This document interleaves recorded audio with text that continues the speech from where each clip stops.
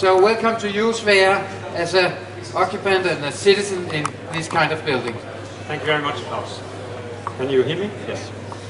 Thank you very much. Good morning, everyone. My name is Sverre Simonsen. I am the resident, together with my family, in what I believe is the world's first truly sustainable, active house. Home for life. There we go. Now, I'm here today to share some of our experiences of this house with you. I'm trying to boil down 1 year of experiences into 5 minutes, which is difficult. Now, why would anyone want to move twice in a year to become a test family? It includes the ambitions of demonstrating to the world the existence of a sustainable alternative to conventional living. We are not especially green, we are not especially environmentally conscious, but we have followed the debate, especially leading up to COP15, and of course we participate in the way we can by demonstrating that this can be done. We hoped. Also, we believe it is fundamental to raise our children in becoming active participants locally and globally in the forums that they can participate in, so that they can act local but think global. Also, on a more personal level, we would like to examine the effects of increased daylight and a controlled indoor climate on our personal health and overall well-being. The Velux Home for Life uses a number of principles and means to achieve the goal of becoming a truly active house. One of them is the intelligent integration and use of architecture, automation, and low-carbon building components. Now, our experience of this has been mixed. We do believe that the individual components have come to a stage of maturity, that the individual components are very good in themselves. The windows work, the ventilation system works, the heat pump works, but the integration of the individual components is still incomplete. Further, the house is supplied by a mixture of passive and active solar energy, plus an air-to-water heat pump. Now, many of these elements are very, very good. I should add that also the inlet of sun is actively controlled via sunscreens in the facades.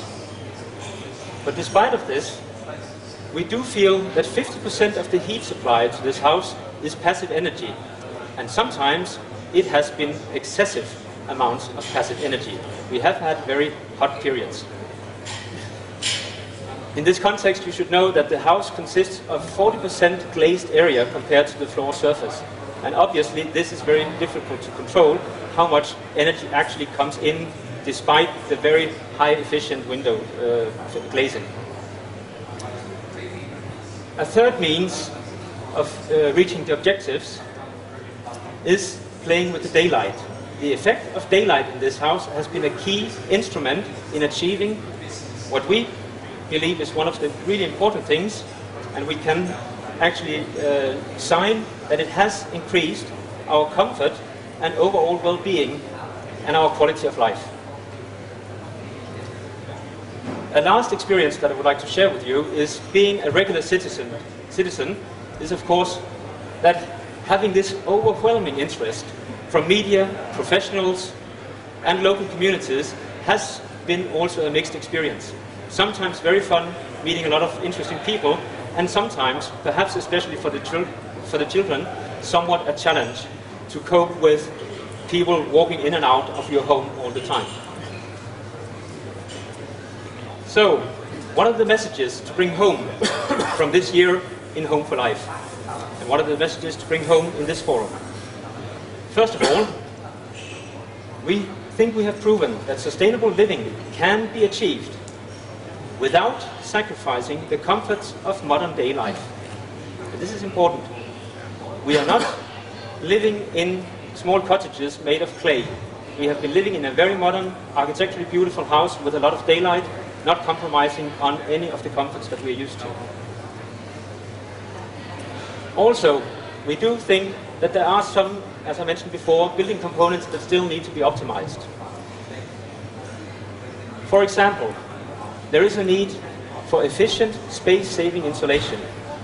Now, had this house been insulated with a more efficient and space-saving insulation material, we would perhaps have had a net living area just large enough to accommodate also our baby daughter Marie, who was born while we were living in this house. Further, there is a big need, and I think this goes in line with Professor Heisenberg, for adaptive and user-friendly home automation. Adaptive in the way that it has to adapt to the way that the users are really living in the house.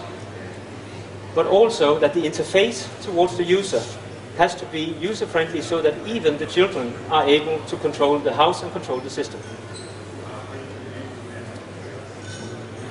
Now, going back one, these are the messages for the active house.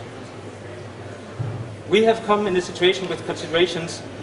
Now, would we buy a house like this ourselves, or what should our future be?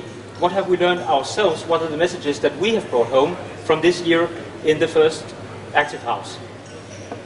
One of our considerations is, what is the total cost of ownership of such a house? It is, as you mentioned, it is a machine, and it needs maintenance.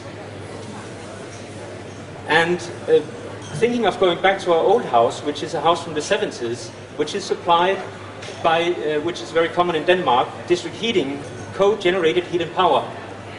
Does these alternatives provide value for money? It's a question mark.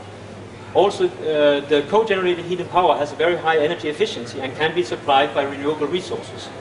But the considerations are ongoing, but the main conclusion of this year in this house and what we have actually brought home is that daylight is quality of life. And this is the reason we have invested in not less than 15 new windows in our old home. Thank you for your attention.